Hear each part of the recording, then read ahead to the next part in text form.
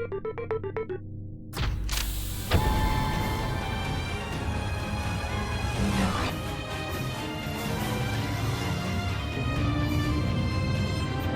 have him.